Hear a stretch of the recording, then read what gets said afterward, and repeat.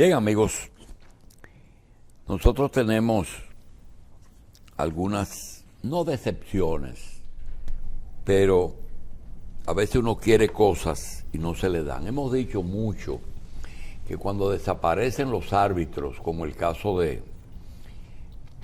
los Rafael Herrera, los Bosch, los Balaguer, los Peña, que aunque no tenían la condición de sentarse, ellos sabían lo que tenían que hacer. Mantuvieron al país en paz y en desarrollo dentro de lo posible.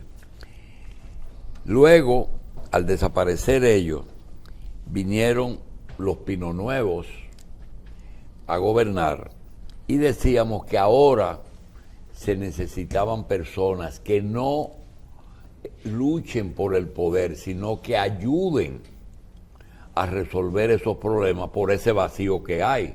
Y hablaba de algunos personajes que deberían de dedicarse a eso. Decíamos que el doctor Castillo, decíamos que el mismo Leonel Fernández, y un personaje que en estos días nos dio una sorpresa porque pasó a las filas de la Fuerza del Pueblo, el general José Miguel Soto, que siempre quisimos como preservarlo, porque él mismo cuando creó la Quinta República, pues nos hizo pensar en que estaba pensando en algo permanente. Pero aquí hay que trabajar todos los días por el país. Justamente tenemos a nuestro amigo querido, el general José Miguel Soto Jiménez, fundador de la Quinta República y ahora miembro de la Dirección Central, entró con rango de teniente general, claro, a la Fuerza del Pueblo. Debe ser de la decisión política. Pero, primero darle las gracias, general.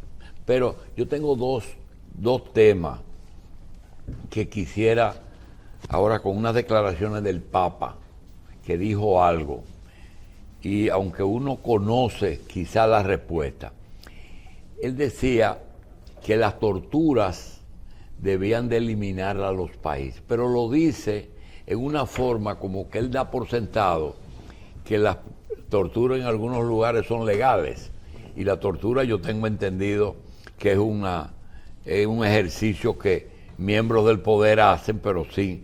Realmente, lo primero es, cuando dicen Fuerzas Armadas y Policía Nacional, ¿la policía es subalterna del Ministerio de las Fuerzas Armadas? No, no es subalterna, para responderte esa pregunta. Pero para comenzar, no es subalterna. Pero déjame meter mis anuncios. Seguro. Primero. Claro, entonces, primero agradecerte la invitación. No hay que reiterar. Es tuyo, no agradezca nada. No, hay que agradecer. La formalidad es importante en todo. Y tu mamá decía algo que yo nunca pude averiguar. Sí. Dice, para mí ustedes son mis hijos, tú y Soto. Digo, bueno. Bueno, pero lo más importante que yo quería decirte es que me siento muy satisfecho. No solamente esta, cualquier invitación que tú me hagas, yo vengo con mucho gusto. Porque, aunque no te guste lo que te voy a decir, yo creo que yo me hice adulto, me forjé como hombre, viéndote. No, hombre. Viéndote, pero claro que sí, claro que sí. Y entonces, yo creo que eso es muy importante. Entonces, un saludo para ti y todo tu equipo, un saludo dominicanista y pueblista a todos ustedes. Yo creo que de ninguna manera, en ninguna parte del mundo, la tortura es parte de ningún esquema de gobierno ni de nada. No es. Que existe el fenómeno, claro que existe. Yo pienso que una de las tareas del sumo pontífice es esa, precisamente, recalcar eso. Naturalmente él se refiere, me imagino yo, porque no creo que haya especificado, se refiere al conflicto actual.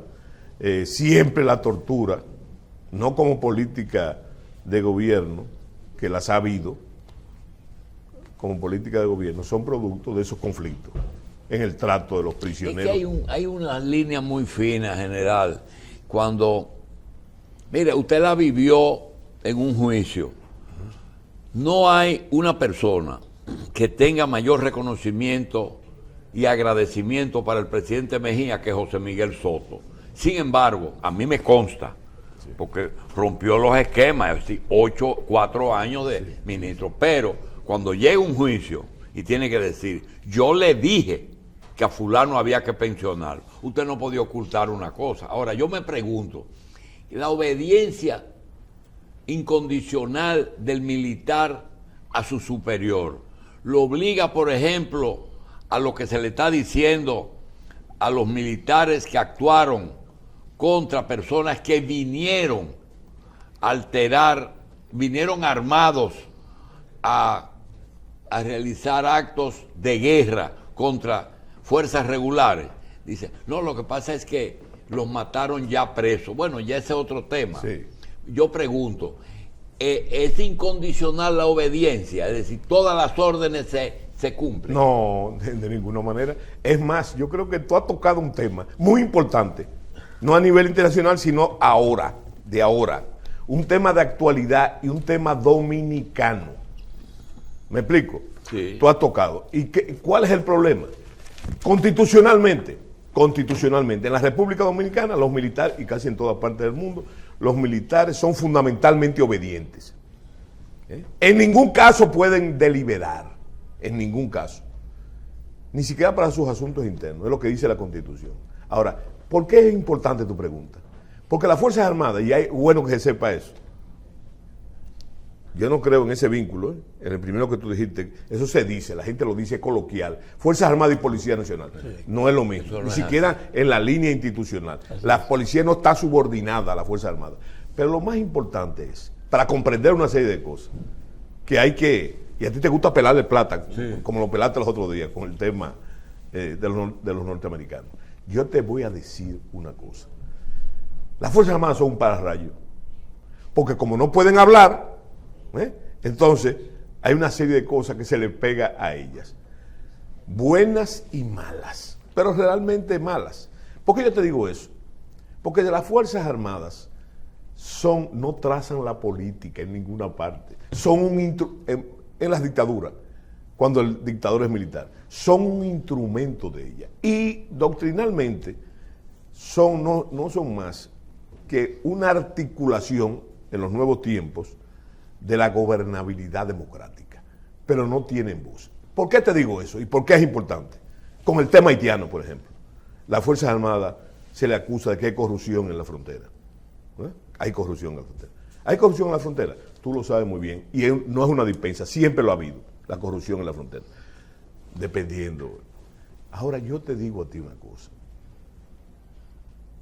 Hay que ver que las Fuerzas Armadas se hace acreedor, y para el presidente de la República es muy cómodo, con ese tema de la frontera. Ahora yo sé, por mi experiencia dilatada, porque la gente me pide a mí, no, tú no, porque tú me conoces de mucho antes, que Soto fue ministro de las Fuerzas Armadas, secretario de las Fuerzas Armadas. No, Soto fue distinguido por el presidente Mejía con ese cargo, pero yo tengo una carrera atrás. Entonces mi experiencia me dice, Julito Jacín, que cuando el ministro de la Fuerza Armada, los mandos militares, llevan una queja donde el presidente, con ese tema, todo depende de lo que le diga el presidente. Si el presidente dice, y estoy seguro, al ministro de la Fuerza Armada, yo no quiero un haitiano aquí, ¿tú sabes lo que va a pasar? No van a desaparecer totalmente, pero va a disminuir mucho. Ahora, si el presidente no solamente tiene que decir lo que es lo que me dice la suspicacia a mí, porque yo no tengo información privilegiada. Si el presidente le dice, mira, esas son gente, déjalos, son unos infelices, que si o qué, entonces ahí está la brecha. Y está la brecha también para que se produzca la corrupción. Ahora, no tiene que decirlo tampoco. Sí, si deja un vacío de interpretación. Sí, pero no quiero que saltara algo, que usted comenzó con la institucionalidad. El cordón umbilical no está en esto que le voy a preguntar, pero podría. Cuando tú hablas, no son deliberantes. Sí. El voto del militar le da una condición diferente al que es militar, o eso es otro mundo aparte. No. Oye lo que pasa. En eso que hay. El voto militar existe en la mayoría de los países civilizados, con otro desarrollo y con otra cultura. Eso es una aspiración de las Fuerzas Armadas, es una aspiración. pero no pueden decirlo, ¿verdad? ¿Usted es partidario? Sí, pero yo no pienso que todavía institucionalmente procede. ¿Tú sabes por qué? Por una pregunta que tú me hiciste fuera de cámara. La primera constitución de la República ya establece la politicidad de las Fuerzas Armadas. Ya la establece. ¿Por qué? Porque, Julito, tú lo sabes como veterano al fin. Óyeme una cosa en esto que tú tienes. Óyeme. Y el principal hobby, entretenimiento, para no usar un anglicismo, del dominicano en la política, siempre ha sido, de la época de la colonia, siempre ha sido. Entonces tú vas a poner al militar en el principal No, hobby. y déjame decirte una cosa importante, porque eso, la única vez que en la guerra de la independencia el ejército dominicano mordió el polvo de la derrota fue por la política. Con el ejército más grande que tuvo jamás en la independencia, bajo el mando de Antonio Duvergé, que es un soldado ejemplo, ¿verdad? Pero entonces vino la invasión, los dominicanos fueron borrados de las matas de Farfán, tuvieron que replegarse en San Juan, y en la Semana Santa del 49, del 1800, se dio la batalla de Azo. 3 días de combate. La perdieron. ¿Pero por qué la perdieron? Porque los mandos políticos, los mandos militares, 7 generales, bajo el mando de Duvergé, estaban infectados con el germen del partidismo. Y entonces, no, como dicen los venezolanos, no le paraban bola al general Duvergé. Cada uno tenía su criterio independiente. Bien. Eso es un ejemplo. ¿Por qué no es importante? ¿Por qué es importante la politicidad de la Fuerza Armada? Yo tengo 2 temas antes de entrar en lo que todo el mundo quiere, que es política de ahora. General, cuando le pregunté que nos detalle el principio y el final de cada república, tenía que ver con que desde 1800, desde Báez, después del 63, Estados Unidos ha tenido presencia aquí. Y cada periodo, fíjate que cuando termina en la Primera República en el 61, no inmediatamente comienza en el 61 la Segunda República, comienza en el 63 después de la ocupación española. Del 63 al 63-16, pero entonces interrumpida por otro acontecimiento. Entonces, fíjese cómo una clasificación que yo creo que no hizo usted, de que la ocupación española, después la ocupación americana, y en el 24, cuando se restaura la institucionalidad con la elección de un presidente, pero todavía estamos bregando, el 65, otra intervención. Es decir, son acontecimientos que rompieron la continuidad del Estado, ¿sí o no? Sí, claro. Eso es lo que da origen a la República. Y ese es, para usar una palabra popular, el currú nefasto que hemos tenido. ¿Por qué? Porque la Primera República, donde surge el Estado, termina con la anexión a España, ¿verdad? Pérdida de la soberanía. Entonces, se inicia la guerra de la restauración. Ganan los restauradores, se van los españoles, pero no se puede fundar, oye qué interesante esto, no se puede fundar las instituciones burguesas, el Estado burgués en la República Dominicana. ¿Por qué? ¿Tú sabes por qué? Por la inestabilidad política. El Partido Azul es el partido de los restauradores, las querellas internas, las contradicciones del Partido Azul hizo lanzar al país en una serie de deterioro de su estabilidad que finalmente llevaron, después de la muerte de Ulises Heró en el 99, lo llevaron a la ocupación del 16, donde se perdió de nuevo la soberanía nacional, ¿verdad? Oye, y ahí comienza en el 24 la Segunda República. Sí, pero óigame, espérese. Usted sabe que como autor usted tiene una condición, y es que siempre se ha colocado en el lugar de los hechos, no visto desde ahora. Por ejemplo, tú coges Santana, ¿debe estar o no debe estar? Sí, pero espérate, Santana, cuando los principios chocan con la realidad. Por ejemplo, un traidor, ¿verdad? Después que él luchó por una independencia, entrega, pero entonces hay una realidad. ¿Qué pasó del 44 al 61? Que él se dio cuenta que este país no tenía la fuerza para enfrentar de nuevo a Haití, que se estaba recuperando y que podía recuperar el territorio. Y dice, espérate, prefiero a los españoles. Cuando uno se va a la época, ¿podría justificar a Santana? No. Nunca. Yo lo que creo que óyeme, el dominicano dice que no importa cómo tú, importa cómo tú comiences, sino cómo terminas. Termina. Tú, como es natural, tú has cogido y has reducido, sintetizado cosas. Yo tengo una teoría diferente. Lo que yo te voy a decir, y me atrevo a decirte, es que yo estoy de acuerdo con que se saque a Santana del panteón, pero no ahora. Porque el verdadero padre de la separación de Haití, la espada de la separación, ¿verdad?, en 20 años de ejercicio y en 12 años de guerra, fue el general Pedro Santana. Entonces, saquémoslo de ahí, pero cuando ya habremos legalmente sacado a los haitianos de aquí. Porque eso podría afectar gravemente.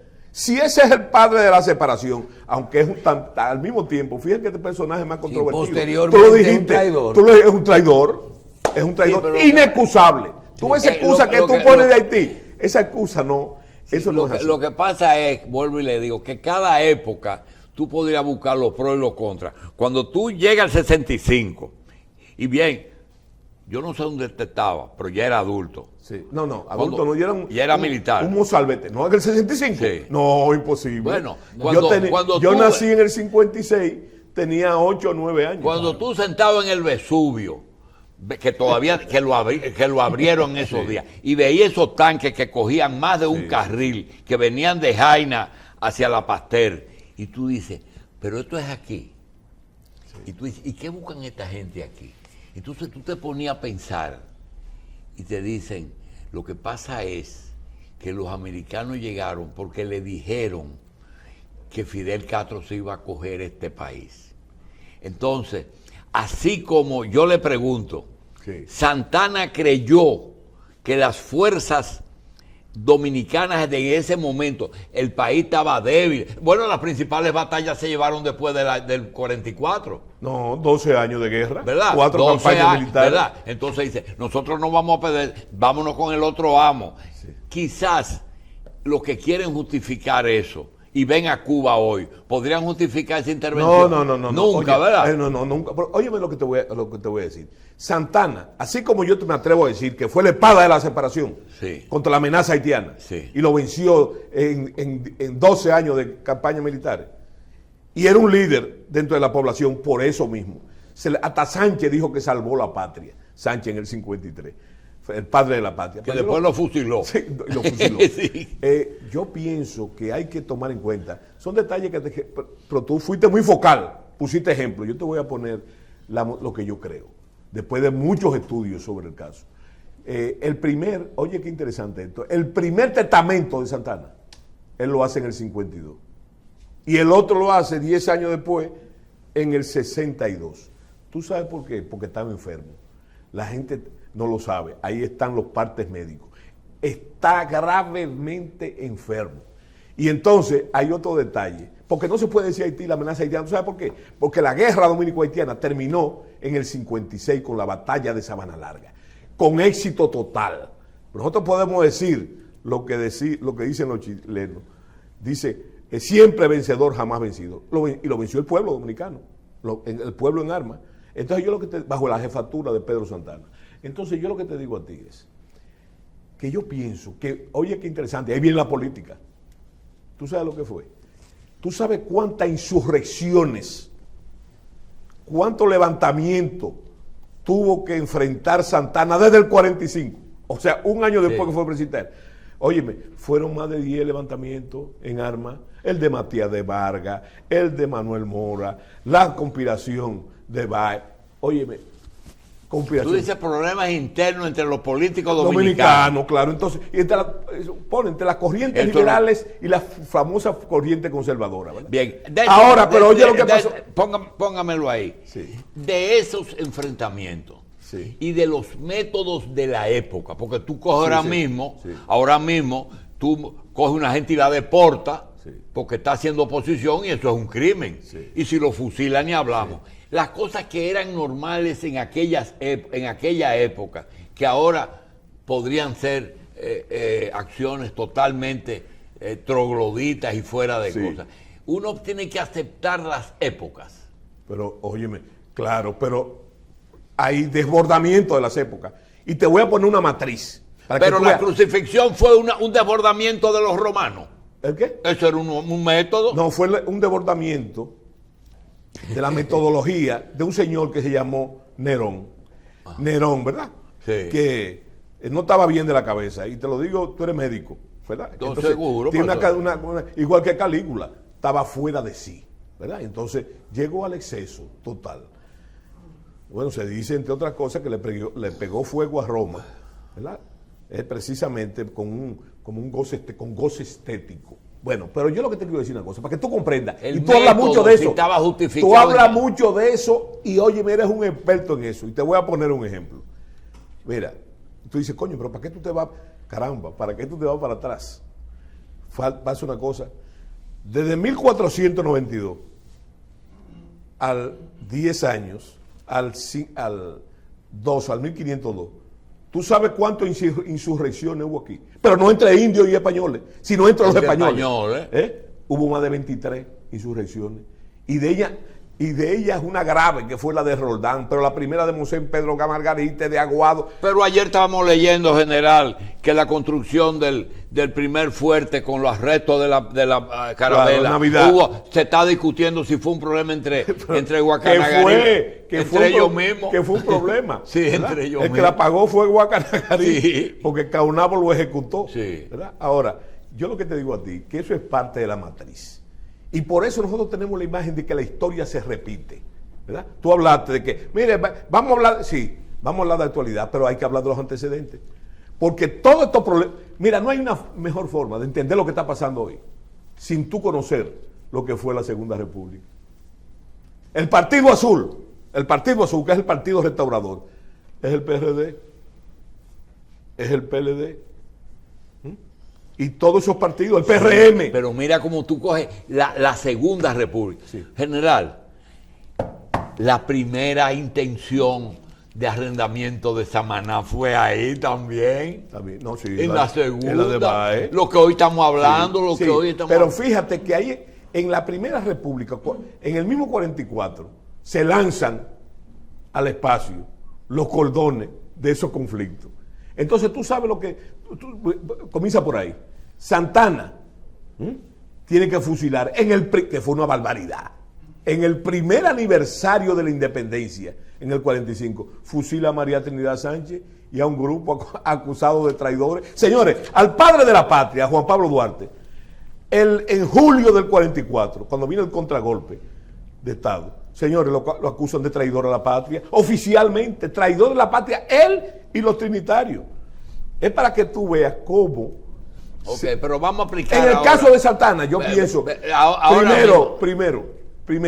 primer asunto de Santana, su falta de formación. Trujillo tenía un tercer curso de primaria, pero Santana Era analfabeto. no era analfabeto, sabía leer, escribir, sumar y restar. Bien. Ahora, la falta de formación lo lleva a eso. ¿Tú sabes por qué? Porque es que Santana no tenía... ¿Tú sabes cuál fue el gran defecto de Santana? Como político, ¿verdad? Él mismo decía, yo goberné 20 años este país. ¿Tú sabes cuál fue el problema?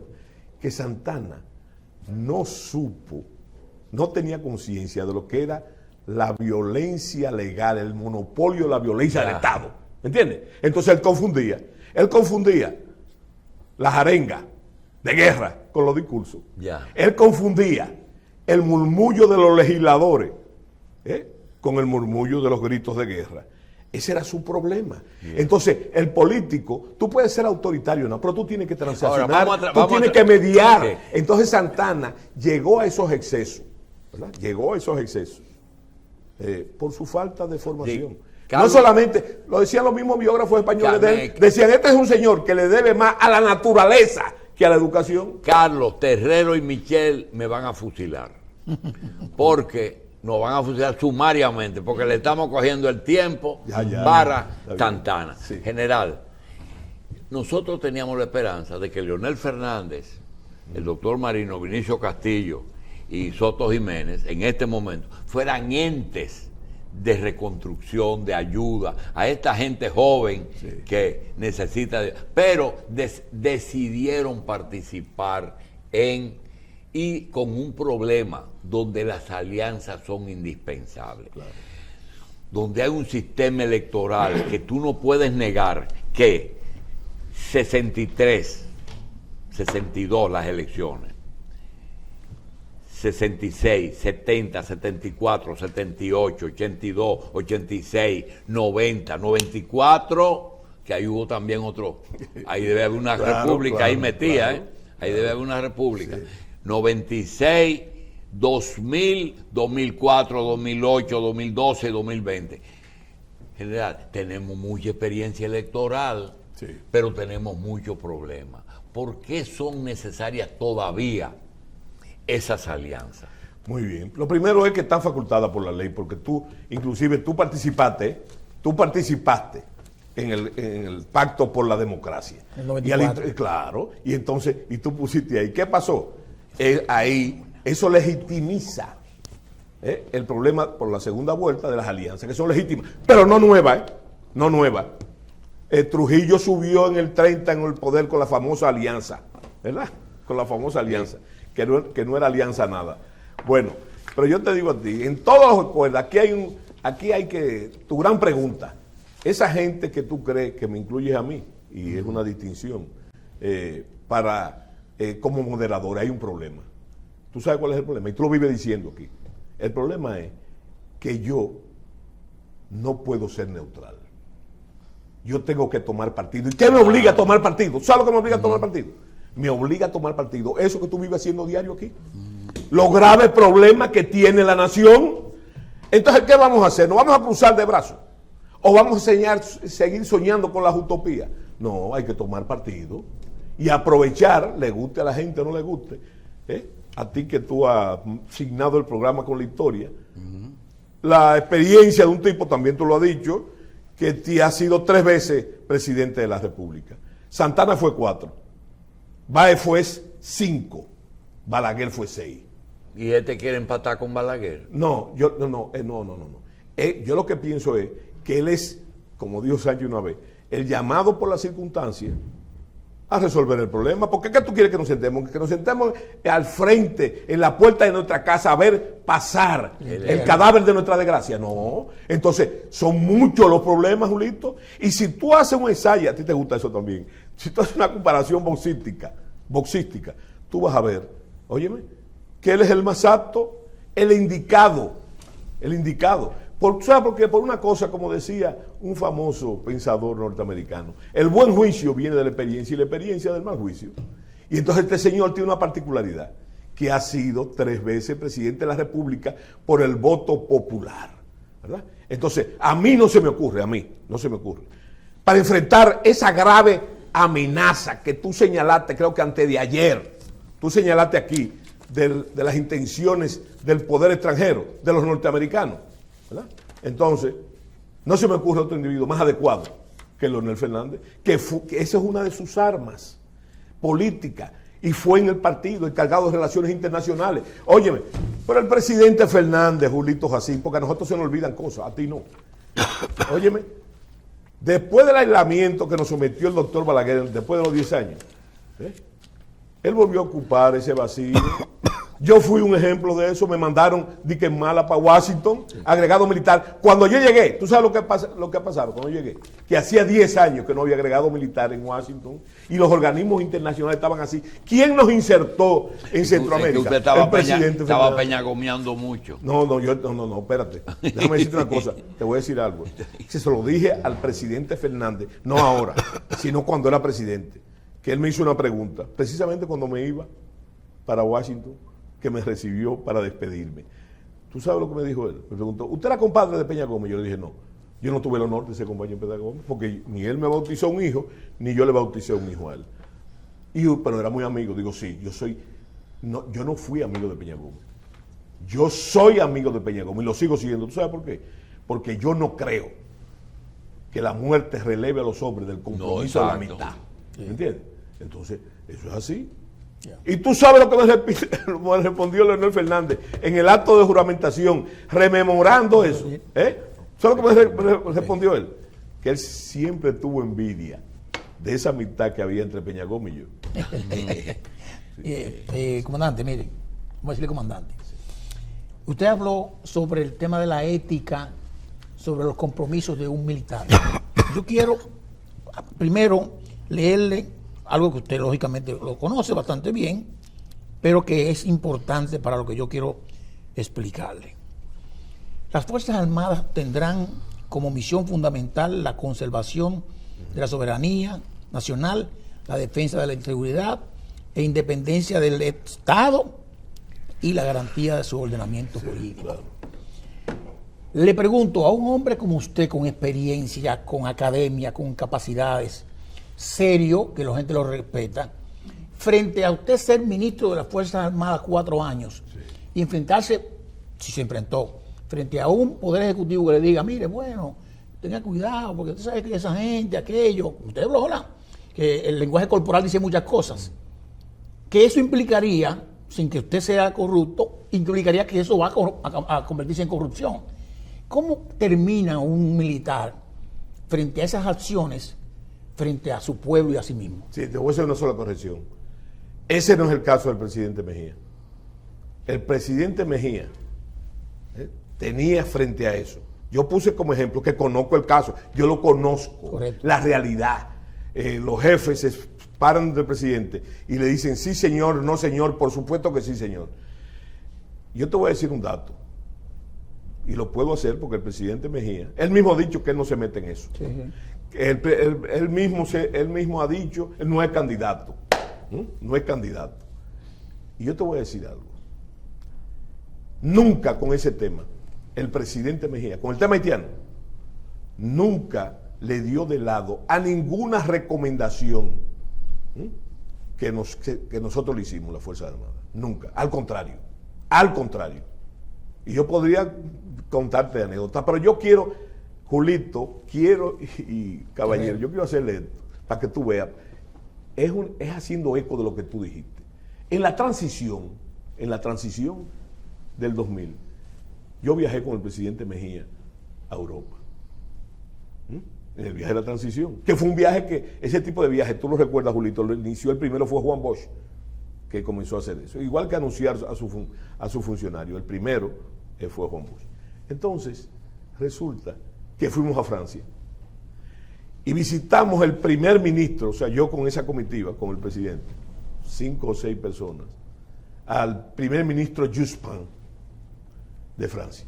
Entonces el presidente Mejía, que a mí me preocupa la inamovilidad en el tiempo, no del presidente, sino de los otros presidentes, le dijo lo mismo, exactamente el mismo discurso del señor presidente Abinader, que había que ayudar a Haití, que él iba a entrar, a que nosotros no podíamos.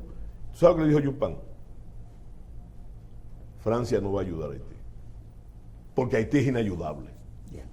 En aquella época. En aquella época. Dijo, palabra está vivo, yo creo que Yupan. Óyeme, le dijo, óyeme, Haití es un hoyo negro. Inmediatamente brincó don Hugo Tolentino, que en paz descanse, brincó, porque él pensó que eso era racismo. Sí. Y nos dio una lección de física. Dice, yo no me estoy refiriendo a eso. A colores, nada de eso. No. Yo me estoy refiriendo a la teoría cosmogónica de los agujeros negros, que se traga todo lo que está alrededor. Eso dijo Jospin. Óyeme, otra experiencia en ese sentido. Tenemos el caso, que hay que ponerle mucha atención, de un señor que está vivo, creo que tiene 96 años. Se llama William Perry. Ese fue ministro de Defensa. Yo lo conocí siendo yo coronel, que viajé a la primera conferencia ministerial de Williamsburg. Viajé con él y con el almirante Lajarita, que era Homero Lajara, ¿verdad? Viajamos con el almirante Vargas. Entonces, siendo ya yo agregado militar, para celebrar los 10 años de éxitos de la famosa medida esta de Reagan para desarrollo de la cuenca del Caribe, en eso, ese señor, sabiendo que nosotros estábamos ahí o no sabiendo, el embajador estaba también, dice, en la Universidad de Defensa, dice el señor, bueno, solamente nosotros cometimos un error en las iniciativas de desarrollo de la cuenca del Caribe, que no lo dotamos de una cobertura de seguridad. Y entonces se fallaron en cosas. Por ejemplo, nosotros pensamos que la República Dominicana podía asimilar 2 millones de haitianos. Wow. Lo está diciendo William Perry, ¿verdad? Y entonces ahí hace 20 años yo tuve que darme un golpe de pecho porque yo pensaba, ¿verdad? Estando como coronel y general activo, yo era general ya, yo pensaba que eso eran inventos de los vinchos y era invento del doctor Balaguer. Y no era así. Había un plan para que nosotros asimiláramos 2 millones. Y él mismo dice, William Perry, pero hoy sabemos que no es posible porque la República Dominicana no tiene infraestructura. Oigan eso. Sí. Estamos hablando del 98 o del 99, que no tiene estructura para eso. Imagínate. Yo lo oí. O sea, el problema era la infraestructura, no era nosotros. No, pero es que la política norteamericana, mira, hay un famoso, uno de los padres de la diplomacia moderna, se llamó Lord Halifax, inglés, muy conocido, Lord Halifax. Lord Halifax decía, hablando de Inglaterra, él decía que Gran Bretaña no tenía Gran Bretaña ni amigos ni enemigos permanentes, sino intereses permanentes. Y eso es lo que prima. Yo oí a Julito ayer hablar, antes de ayer, no, que resulta que pueden, no son los que están, pero pueden ser que hay sectores. Oye, el establecimiento marca el juego. Y el establecimiento está marcando eso mismo. El presidente Fernández ha dicho claro sobre eso. Ha dicho claro de que hay que respetar nuestros fueros y nuestras leyes migratorias. Que es una forma permanente. Los intereses son permanentes. Los intereses son permanentes. Y eso es permanente, como tú bien dijiste. Hay 3 intereses que manejan Estados Unidos. Pero claro, y fíjate, no solamente eso, que ellos le dan continuidad permanente a su política. A veces no importando quién asuma. Usted que pudo recibir a alguien en su despacho. Usted sabe que te dicen, la Ford fabrica los Lincoln, la General Motors los Chevrolet, pero yo no sé cómo se llama la fábrica de armas, la compañía que fabrica armas, ¿cuál es? No, la Col.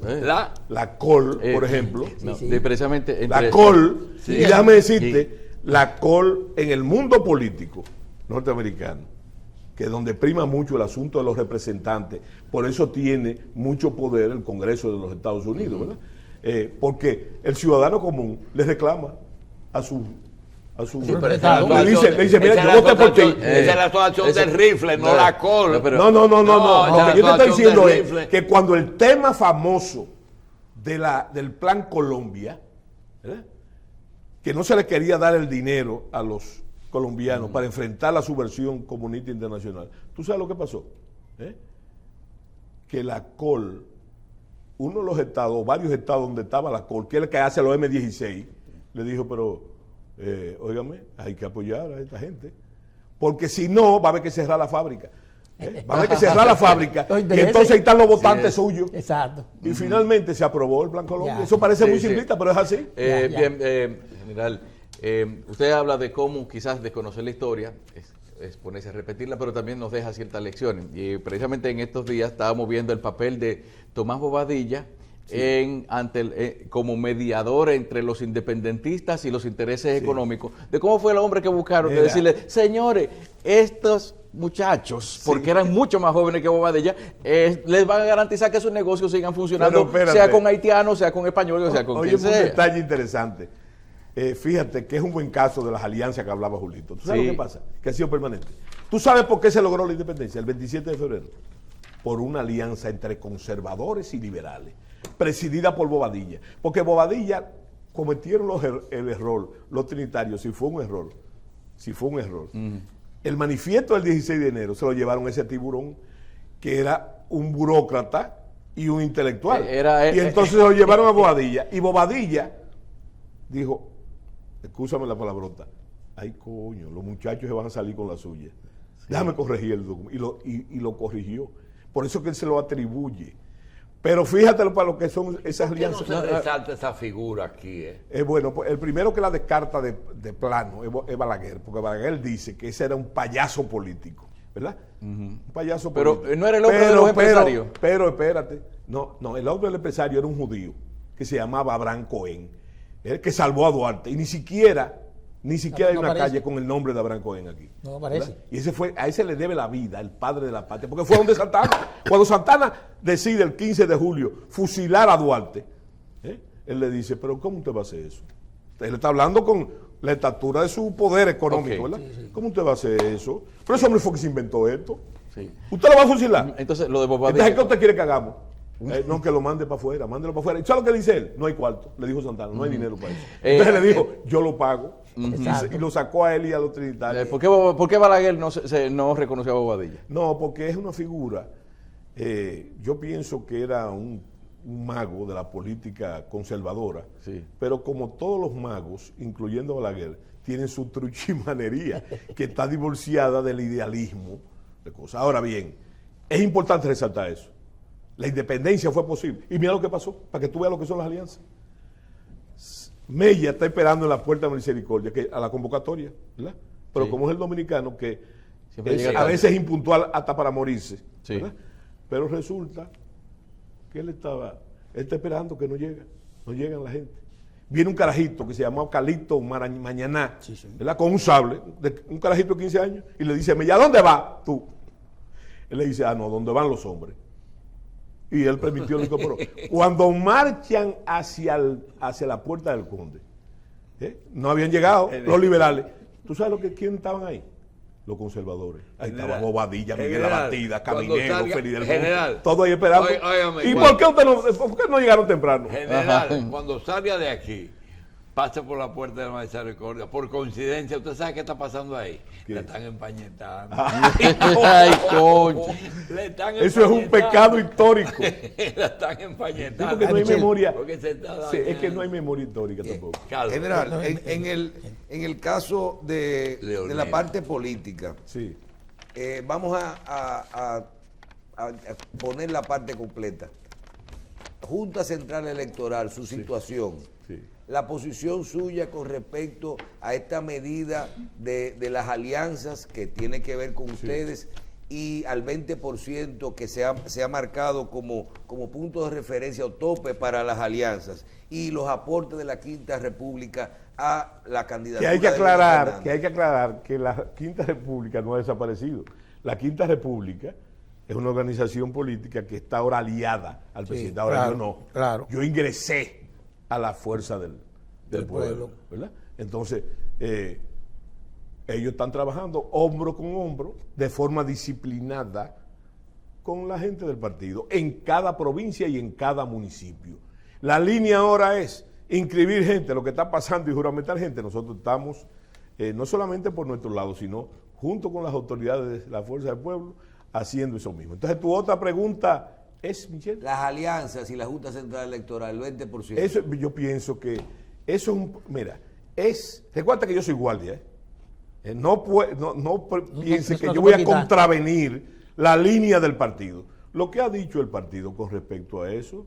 Ahora, fíjate que hay una disgregación mientras los otros partidos dijeron que están en contra también de esa medida. Dijeron, si no vamos a ir a elecciones. ¿Qué dice el presidente de la Fuerza del Pueblo? Sí, nosotros vamos como quiera. Sí, sí, claro.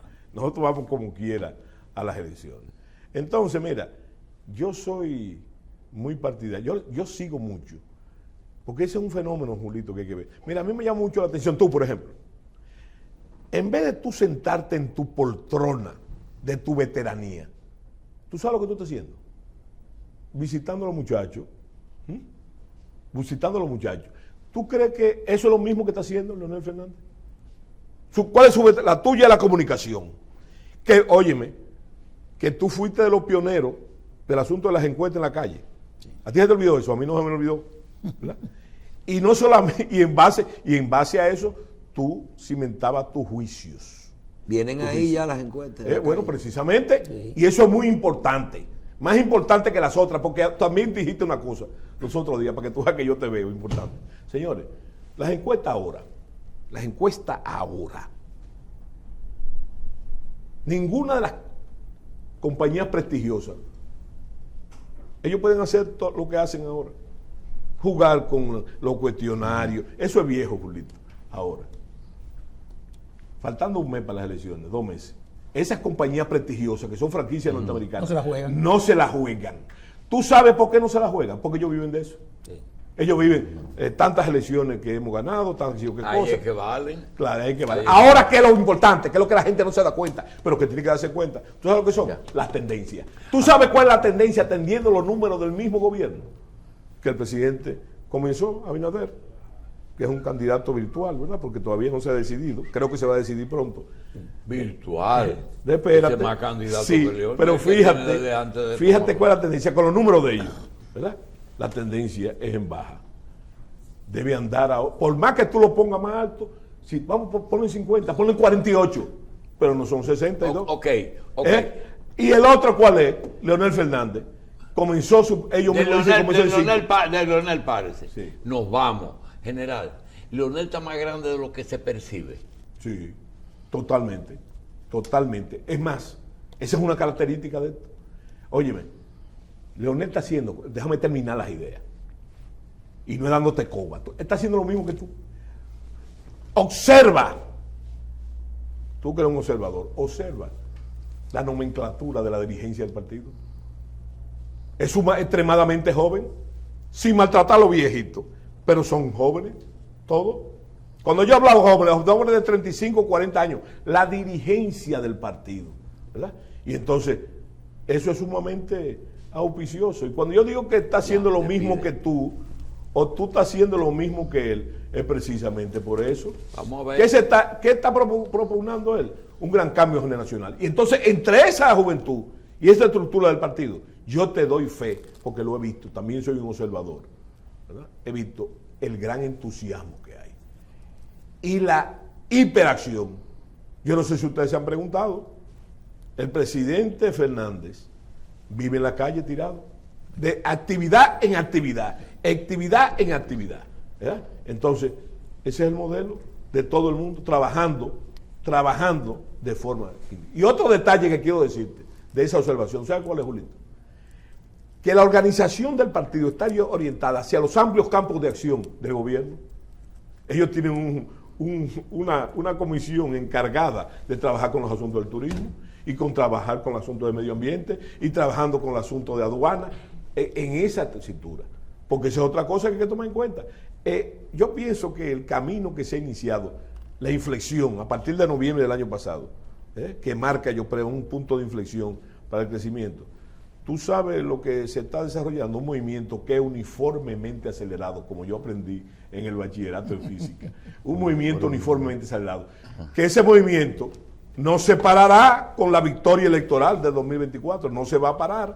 Esa es la tendencia, ¿verdad? No se va a parar, sino que hay que usar esa misma, si tú quieres llamar, esa misma velocidad para entonces resolver los grandes problemas del país. Claro. ¿O tú crees que, como dijo Guatemoc, estamos en un baño de rosa? No estamos en un baño de rosa. No. Bueno, está bien. Bien, vamos a agradecer al general José Miguel Soto Jiménez, quien es, dice aquí, miembro de la dirección central de la Fuerza Mayor general, teniente general. Gracias por estar con nosotros. Gracias. Debe ser de la dirección política que debe ser. Viene nuevo libro, ¿verdad? Sí, viene un nuevo libro. Lo voy a anunciar. Se llama Machete Carajo. Y resumen, 46 años, 46 de investigaciones.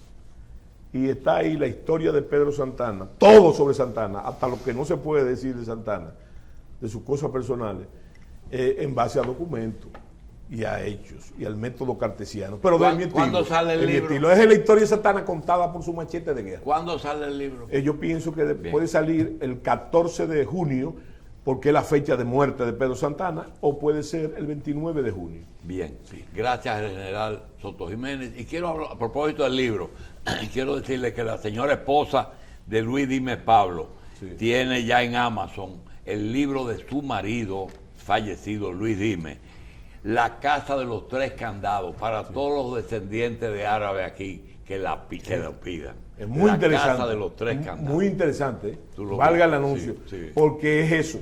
Es la historia de la migración árabe en el país. Gracias. Y de la vida aquí. Bien.